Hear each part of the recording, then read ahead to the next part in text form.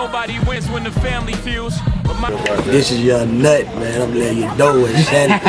Shout ain't there to play with, man. Biggest bloods in America with me, my nigga. You did. Atlanta, Georgia, nigga. You kind of answered it already. Was what did he mean to you, and what's your favorite memory of him? Man, like one time, well, favorite memory. I'm gonna go favorite memory first. I don't think I should be telling everybody this, but we just in the Crucial. He took me to the Cruise Club, Crucial in the A, and that boy had 3 on with him. You smell me? If you know what I mean, you'll know what I mean. And they just, we just kicking it, and we just let me know, like, boy, you finna be out of here, Luke, like, couple months. OG told me stay downstairs that paper, I listen. OG told me stay downstairs that paper, you think I did it? Hang on, never work, we ain't never work. Yeah, never work, we ain't never. We've learned a music megastar, YFN Lucci, has surrendered on the gang racketeering case we told you about almost 2 weeks ago. A rapper apologized in court today over a deadly shooting that killed his friend. He's still trying to fight for his life. EMS, what's the address of the emergency? Baby, can y'all please get an ambulance here? This man is dying. He's shot in the head. Would you like to make a statement at this time? Yes. All right. First off, I want to say my heart goes out to my friend James Adam.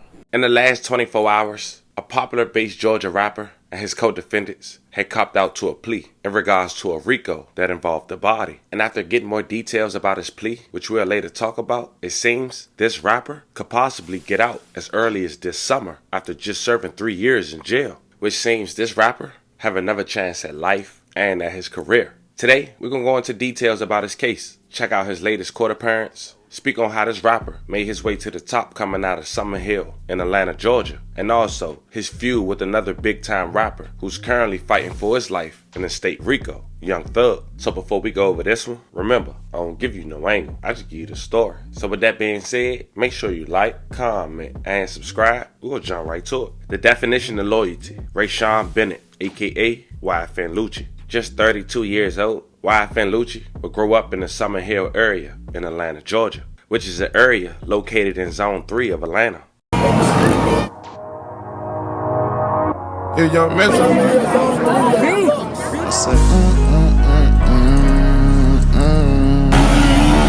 Yeah, okay, look, run, hit it up. Now, Think It's a Game is a record label. Once had the artists like YFN Lucci still to this day, alongside Rich Homie Quan, which would be the key to the fallout with him and Young Thug later in the video. And there would be one OG that was respected on both sides once upon a time. He would go by Big Nut. He put YFN Lucci on to his record label. Oh man, get with it, get it rolled over, man. This is your nut, man. I'm letting you know it's Shannon. And this is also Big Nut with Young Thug when he first got with Rich Gang and Birdman. So as you can see, Donovan Thomas, aka Big Nut, had respect on both sides and seemed like the glue. 9 years ago, under Rich Gang, Young Thug and Rich Homie Quan had dropped a track titled Lifestyle, which managed to get over 600 million views and counting.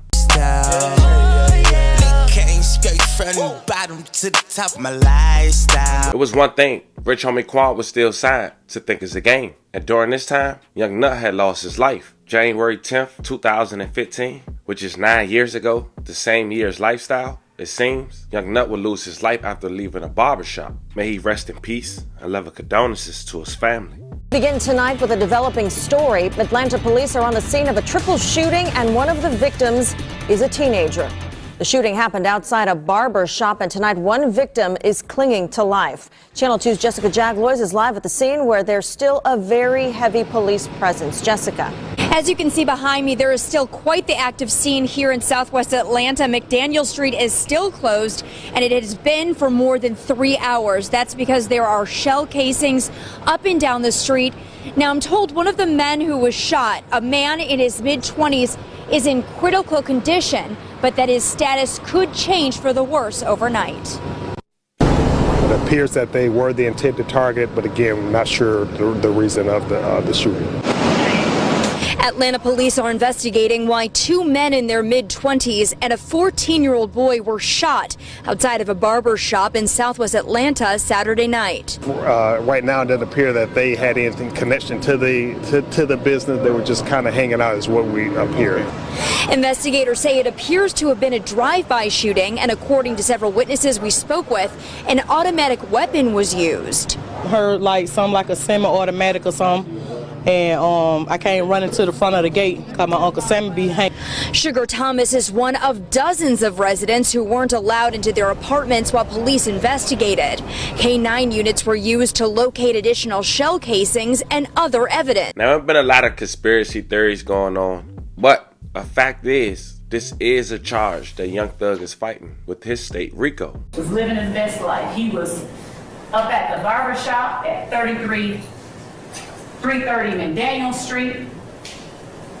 He had paid for a bunch of people, a bunch of kids to get their hair cut. And you'll see that he is out there enjoying himself.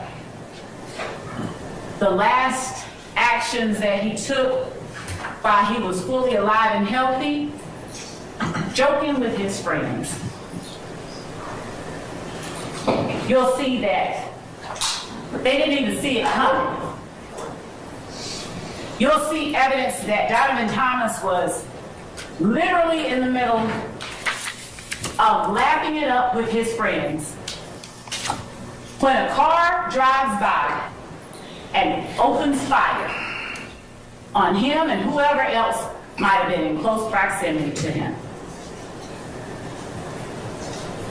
The evidence will show that this act wasn't done secretly, it was done openly, notoriously, almost as if to send a message. We did it. The evidence will show everybody knew who did it, because it wasn't done secretly. The evidence will show that this act didn't happen in a vacuum. There were things that led up to it. An argument at Club Crucial, or Club Brucial, as my defendants may like to say, that involved a YSL associate by the name of Kenneth Copeland and a member of a rival gang. Kenneth Copeland gets jumped.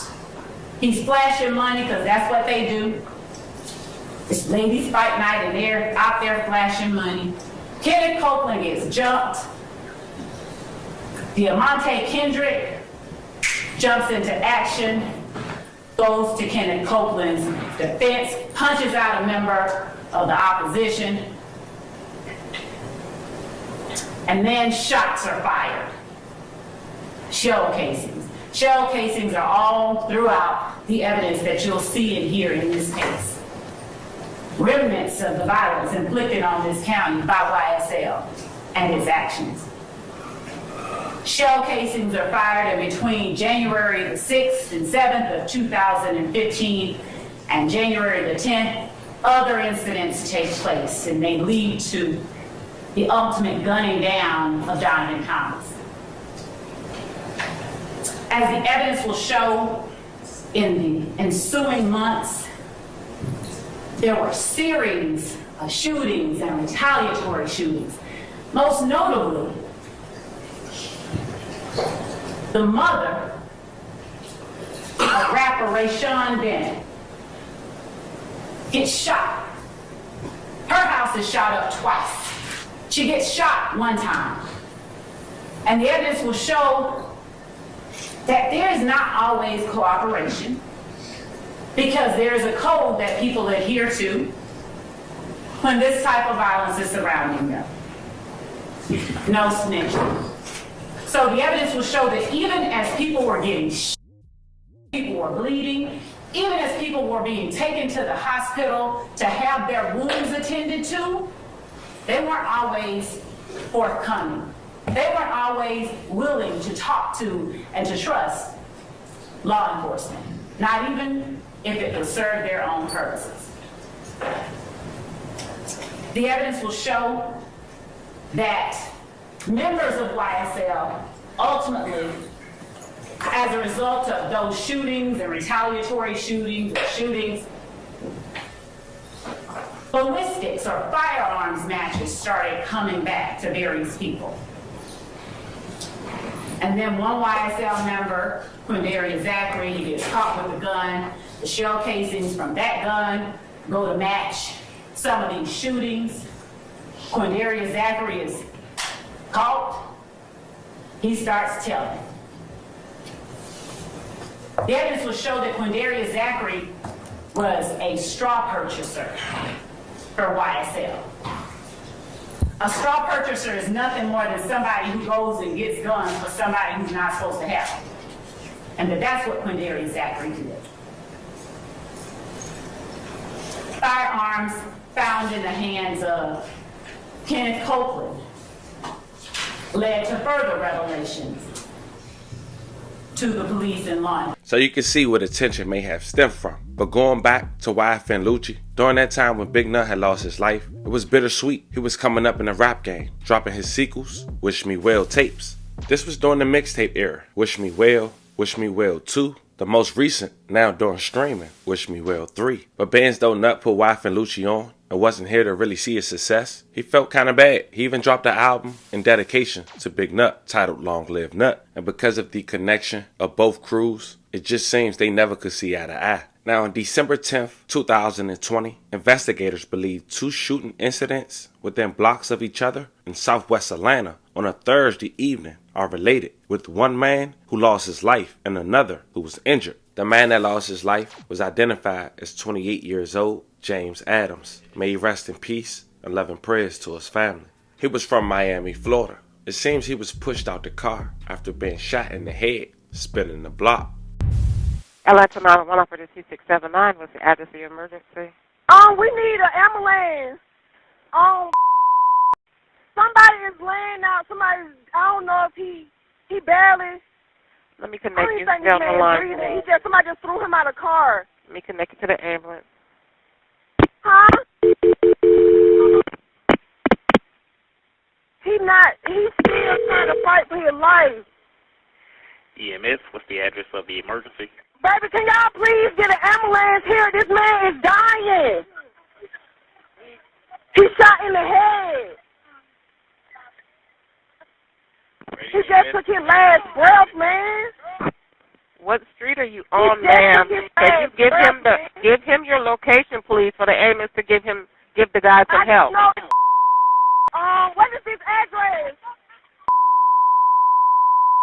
Man, this man just took his last breath, man. Man, we have help on the way already. Tell me exactly what happened. We don't know. Me and my sister, we were just walking down the street, and somebody just rolled down the street with a man hanging out the car. They just pushed him out the truck and left him for dead. Ma'am, I thought you said he was shot in the head. Yes, he is shot in the head. They threw him out the car. He just died. He just took his last breath. We have the ambulance already on the way, okay? Okay. And can you tell me what kind of vehicle? Listen, you go ahead and get fire and PD and route. Can you tell me what kind of vehicle he was stolen from, please? White. A white car, truck, or SUV? SUV. What direction did the SUV go? Yes, his whole body was just hanging out the car. Listen, just stay on the phone. Can you tell me if you saw any of the people that were driving the car, whether they adults or kids? No, they were driving real fast. And we seen Now, 2 more people was in the car that was from Miami when this happened. They also got arrested with YFN Lucci. Rayvon Boyd, 23 years old, and Leroy Pitts was 17 years old. And this happened in Atlanta, with the only person banned from Atlanta was YFN Lucci. And that was enough for the state to give him a Rico. We've learned a music megastar, YFN Lucci, has surrendered on the gang racketeering case we told you about almost 2 weeks ago. Channel 2 investigative reporter Mark Winnie is live at the Fulton County Jail. And Mark, you've learned about a court battle brewing over whether he should be out on bond. Yeah, we poured over lots of documents and also found fascinating details about the felony murder allegations against the music star. Fulton County Sheriff Pat Labatt says YFN Lucci is housed in the Fulton County Jail in a way that keeps him safe and the staff.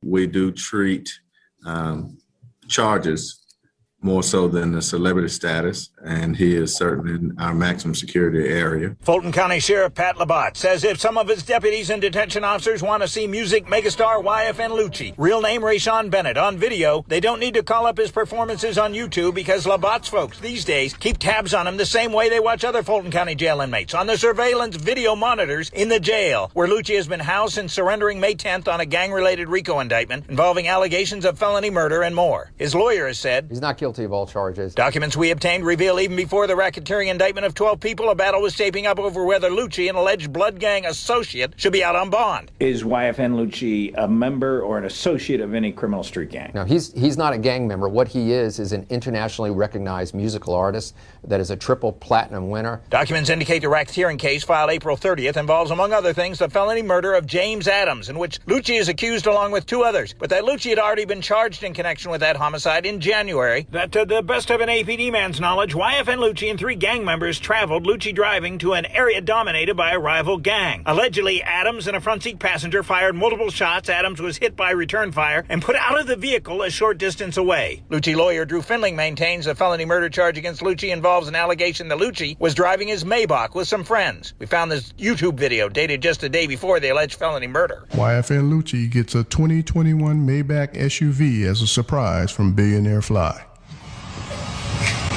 Oh, okay. When someone shot at the car, someone in the backseat defensively returned fire, and because a passenger in Lucci's car was killed, Lucci was charged with felony murder, which Findling says he's absolutely not guilty of. Documents indicated both sides agreed to a bond on the homicide charge, but on April 12th, before the filing of the racketeering indictment, a prosecutor moved to revoke his bond, alleging he routinely violated conditions. But the Lucci side argued, quote, there appears to be no rational basis for asking for any additional bond, unquote, and asked the court to allow his bond to remain in place. Now, Lucci lawyer Findling says felony murder occurs when someone unintentionally causes a death during the commission of a felony. He maintains Lucci was not committing a felony. As I understand it, before the racketeering indictment, YFN Lucci had a $500,000 bond on a total of 4 charges. Reporting live at the Fulton County Jail, Mark Winnie, Channel 2 Action News. Now, that was early 2021. 3 years later, YFN Lucci will make his first public appearance for his trial, but instead, after rejecting his first plea months prior, he would accept his second. He agreed to a sentence of 10 years and 10 years of probation. But here's the breakdown. YFN Lucci been in jail for over 3 years now. You only have to do 1/3 of your time in Georgia. On top of that, in his plea, you will later hear from the judge the first time he saw that happen from the state. They are going to recommend for his first eligible hearing, they will not oppose of him being released, which is in 3.5 months this summer. Now, before we hear from the state and the judge, let's listen to YFN Lucci, lawyer, speaking on him being a witness in the Young Thug case. Atlanta rapper apologized in court today over a deadly shooting that killed his friend. Channel 2's Michael Seiden live outside the Fulton County Courthouse. So, Michael, you're the only TV reporter there when he learned he could get out of prison this summer. Yeah, George, and as part of this negotiated plea, prosecutors agreed that they would not oppose his early release from prison. Now, as far as his release goes, he either has to serve 1/3 of his sentence, which his lawyers say could happen in the next 3 to 4 months, and he could be out performing by summer. First off, I want to say my heart goes out to my friend James Adam and his family. With his lawyers by his side, Rayshawn Bennett, who raps under the name YFN Lucci, apologized to his friends and family after pleading guilty to 1 count of violating the Street Gang and Terrorism Prevention Act for his role in what Fulton County prosecutors call a gang-related drive-by shooting that claimed his friend's life in 2020. Now, as part of a negotiated plea with prosecutors, the judge sentenced Bennett to 20 years with 10 to serve in custody and the rest on probation. In court Tuesday, prosecutors accused the rapper of being a member of YFN, a criminal street gang associated with the Bloods. Prosecutors say Bennett was behind the wheel of his Mercedes Maybach, while 2 of his passengers exchanged gunfire with a group of rival gang members. The decedent, James Adams, sustained a gunshot wound to his torso that caused his death. Then came a sweeping Rico gang indictment against numerous defendants, including Bennett, who was facing a felony murder charge before the negotiated plea. He just wants to get these 3 months out of the way get to his family, his 4 children, and importantly, for his many and millions of fans out there back to performing. Attorney Drew Fendling also addressed rumors that his client is planning to testify in the YSL gang case against Young Thug. So if his name's on a witness list, it's garbage. You could throw it in the trash can because he's not testifying in any case. Yeah, so in addition to Bennett's plea, 2 of his co-defendants also accepted pleas. Malik Stanley, Rayvon Boyd both pleaded guilty in exchange for reduced sentences. We are live in downtown Atlanta. Michael Seiden, Channel 2 Action News. YFN Lucci recent court appearance lasted for about an hour. We're going to chop it down to less than half the net. Check it out. Had this case gone to trial, the state would have shown that on December 10th, 2020, this defendant, Mr. Bennett, was gifted a 2021 Mercedes-Benz Maybach by his record label. The defendant drove that vehicle and picked up his co-defendants, Rayvon Boyd, Leroy Pitts, and the decedent, James Adams. Boyd, Pitts, and Adams traveled up from Miami, but were visiting the defendant, Mr. Bennett, in Atlanta. The defendant then drove around the city of Atlanta in that vehicle. Although Bennett himself did not personally possess a firearm, he was aware that there were firearms in the vehicle, to include 2 assault rifles. At some point, defendant Bennett drove to the area of Dimmick and People Street, located in Fulton County. While traveling down Dimmick Street, after passing several individuals who were standing on the street, this defendant stopped his vehicle. The individuals on the street and the individuals in the inside of his vehicle began shooting at each other. This shooting is captured on surveillance video, and the video reflects that after defendant Bennett stopped his vehicle, co-defendants Boyd and the decedent, Adams, opened the door to the car and began firing assault rifles at Kevin Wright, Nathan Bedford, and others that were on the street at the time. The video shows Nathan Bedford and Kevin Wright and others shooting back at the vehicle. During the exchange of gunfire, the decedent, James Adams, sustained a gunshot wound to his torso that caused his death. After shots were fired, defendant Bennett drove off in the Maybach, which then turned onto People Street. The individuals in the vehicle attempted to pull decedent Adams' body back into the vehicle, but were unsuccessful. As a result, they left his body on People Street and left the scene. After leaving the scene, he drove the vehicle to his father's house to conceal the vehicle following the shooting. The facts and evidence would further establish that defendant Bennett is an associate of the Bloods, a criminal street gang operating here in Atlanta and elsewhere. Defendant Bennett demonstrated his association in part by appearing in rap videos with members of the Bloods while displaying gang signs and wearing gang colors. The basis of the state's reduction, Judge, is essentially this defendant has no criminal history. We have spoken with the family in this particular case, and they have maintained throughout the course since this incident occurred that they are on board with the recommendation. They are more than amenable to the defendant's request at this point. And they have also, as you are aware from the facts, is the defendant's level of culpability in this particular incident. He was the driver of the vehicle, and he didn't have a weapon during the time of this incident. And this is out of the 80-something counts in the indictment, Judge, this is the one incident that this particular defendant is a part of. So given those things, we did take that into consideration, and that's the recommendation that we are presenting before the court. All right. Thank you, Ms. Christian. Mr. Fendling or Mr. Banks, would you like to tell me anything about your client and share anything about the plea? Yes, Your Honor. Thank you, Your Honor. Your Honor, as you've heard, Mr. Bennett is 32 years old, and of course we've been to you through the course of years. We've been together on this case with Your Honor for years. He is the father of 4 children, who he assumes the task, the welcome task of being their sole provider, and he takes that seriously. It's well documented what his profession is, and that is that he is a professional entertainer. I want to be clear with the court that we just didn't talk to Mr. Bennett and just take his words on these things. We've talked to literally corporate executives in California about him. We've listened to his music. You know, we've been talking to these jurors about listening to rap and hip hop, and we have spent countless hours watching videos and listening to his music, trying to see the connection it has to the case. We've employed the best experts in America on that issue, on the lyrics issue. We've employed the best experts in America on the gang issue. But most importantly, for purposes of our conversation today, and not too dissimilar from really what was presented to you by Ms. Christian, I actually appreciate her explanation of December 10th.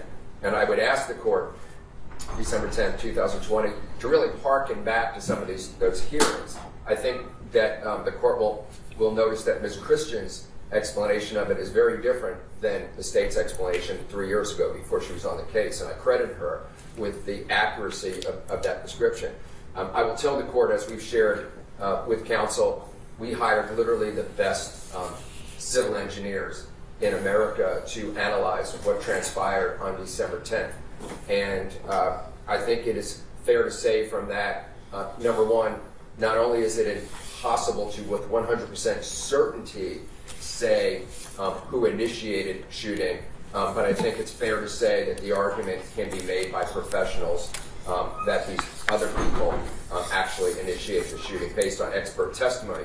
But what's critical about that and what has transpired, and we've been very open with the court, and the state has acknowledged, and that is the other folks that were involved, some of the names, I'm not going to besmirch their reputations, as the court has heard, now have literally open murder cases going to trial. One of them had been charged with criminal attempt to commit murder. These were these other folks. And so there was a lot going on in that particular area at the time. And these are all the things that contextualize why this plea came to fruition at this time. We have really gotten to know our client's family. The court will note that his family has literally sat in that back row, dedicated to him, paying attention, being courteous to the court, and being respectful to the court, but being here in support of Mr. Bennett. And I think that's what the court can expect with him moving forward. There have even been people that are involved in the music world that in like fashion have literally been here, sitting in the back, being courteous, paying attention to these folks, to what has transpired here. Your Honor, given the fact that he is 32 years old, given the fact that, as Ms. Christian accurately said, he comes here with no criminal record, I know it's in the discretion of the court for me to ask for a first offender, but let me give you the logistics behind it. I know others have asked, but they've had a bunch of offenses for which they've entered guilty pleas to. Mr. Bennett comes to Your Honor, out of the 13 counts, 12 of them will be null pros. He is going to enter a plea to one of them with the court's permission. I philosophically had the honor of my first assignment was to be assigned to Judge Daniels Courtman, who wrote the book on criminal law, the original book that we all look at. And he used to say, when I was a public defender, he used to stare at people and go, "It's my honor to give you first offender because everybody deserves a chance to get on the other side. Of course, if you commit any faux pas during that period of time, you will pay the price dearly." First offender is the proverbial sword of Damocles, and it will hang over Mr. Bennett's head for a long time. What's interesting about this offense, this plea, is that there really will take 2 decades for first offender to ultimately inure to the benefit of Mr. Bennett. And so I think that it kind of serves kind of a double purpose. One, it incentivizes him. But two, it's just not that sword of Damocles that's there for a 3-year theft by receiving probation, but something that he will have to live with because his probation, as the court is well aware, his probation literally does not kick in for approximately 7 years. And so then he's got to go 7 years and then get in the other part of that probation for first offender to kick in. I want the court to know that we, his lawyers, have made sure he understands that first offender can be problematic. We went over the negative and positive consequences of that. As with any other profession, a first offender gives you the chance professionally, and it is important in his line of work. Hopefully one day he'll be freer to travel, to try to get back to where he not only was, but really a whole nother level.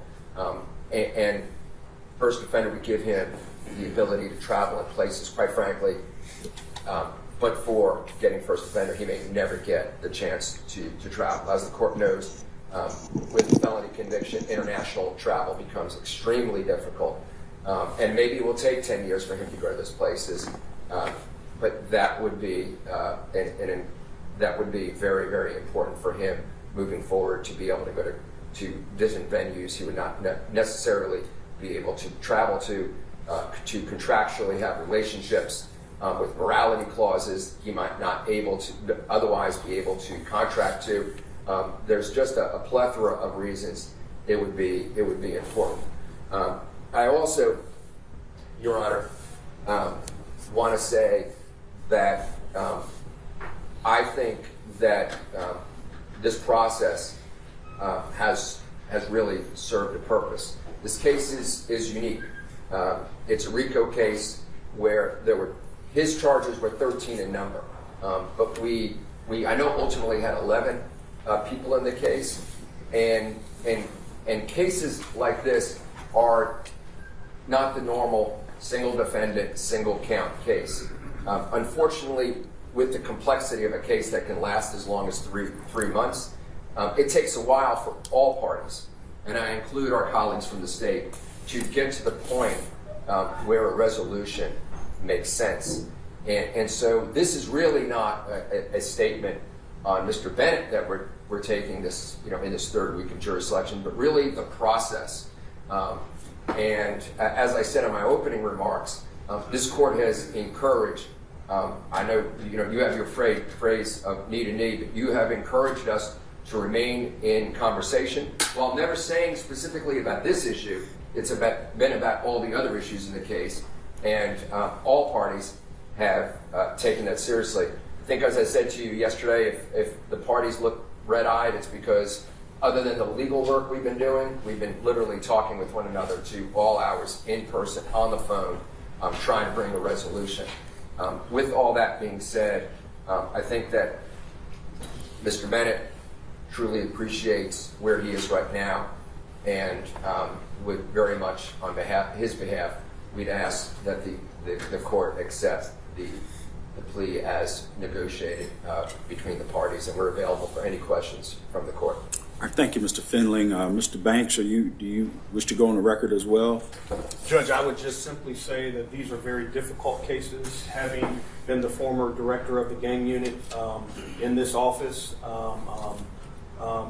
there are always challenges when you try these type of cases with these multi-defendant cases involving gang charges. Mr. Findley has really adequately described what has occurred between the negotiations of the parties.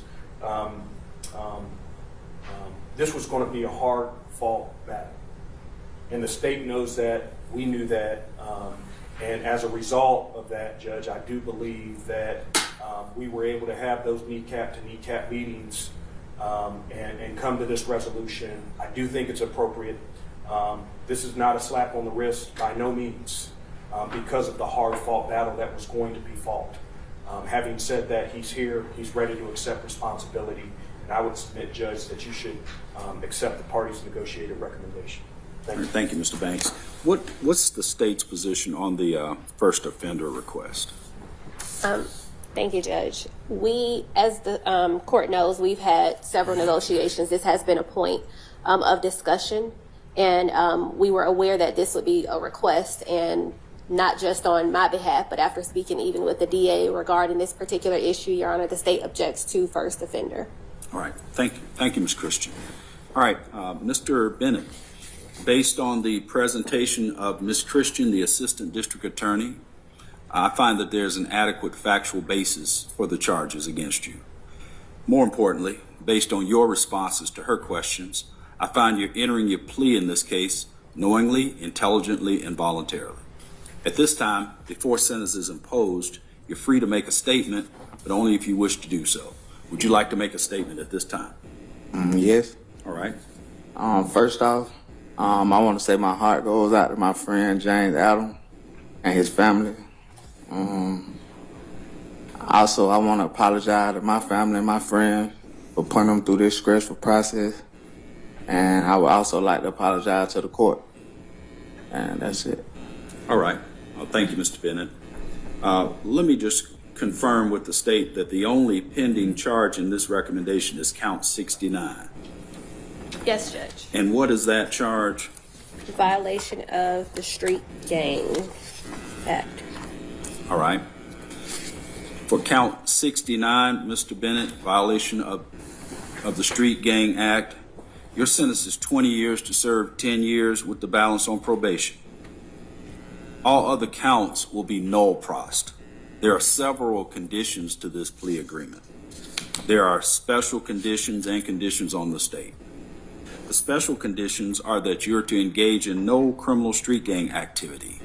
You're to have no contact with criminal street gang members or associates. You're to have no contact with your co-defendants, Derek Adams, Rondavius Hawkins, Rayvon Boyd, Leroy Pitts, Artez Carter, Malik Stanley, Reginald Carter, DeMonte Thomas, Tidrikas Glass, Justin Ushery, and Victor Meadows. You're to have no guns or replicas of guns. You're to participate in no gang affiliation and or conduct associated with gangs on social media. You must be gainfully employed.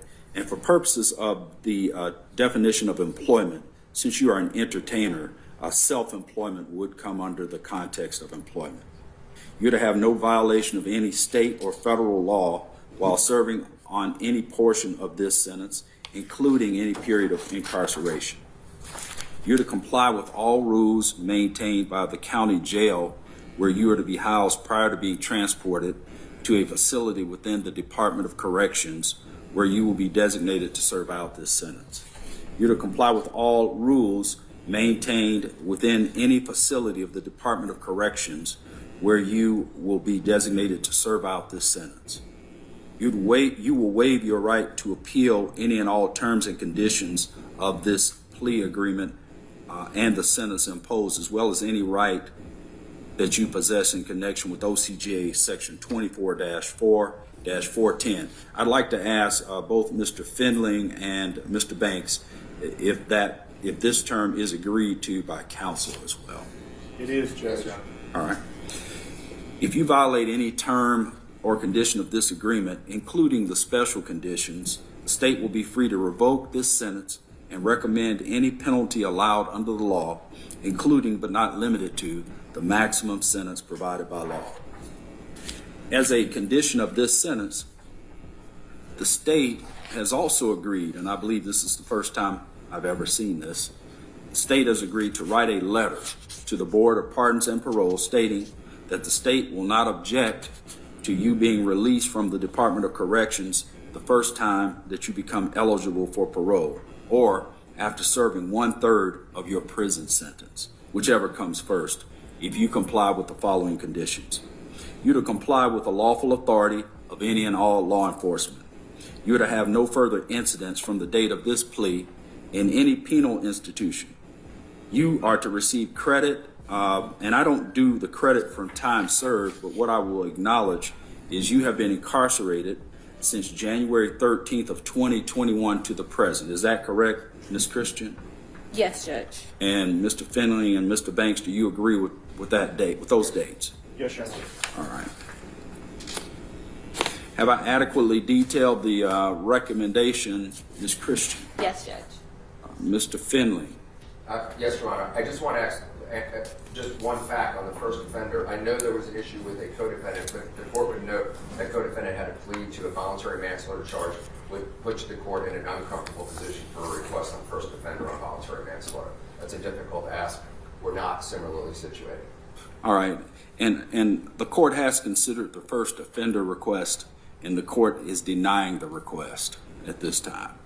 All right, anything else? Have I adequately detailed the recommendation, Mr. Banks? If I may, Judge, as a part of the negotiated recommendation, the state has agreed to null pros indictment number 22 SC 180737, as well as decline to prosecute case number 23 CP 216278. Is that correct, Ms. Christian? Yes, Judge, I was going to present that at the end of this. All right. So is there anything else before I bring probation on to get further instructions from the state, Ms. Christian? Nothing else remaining on this. All right. Anything else, Mr. Findling or Mr. Banks? No, Your Honor. It's just been no. All right. Officer Smith, go ahead and unmute your microphone, please. Yes, Your Honor. Before Mr. Bennett when he is placed on parole, or when he is released on parole, he'll be given reporting instructions at that time. If he resides in another state, they will process the transfer of the case to the other state, but he will be given full and complete reporting instructions prior to his release from the Department of Corrections. All right. Thank you, Officer Smith. All right.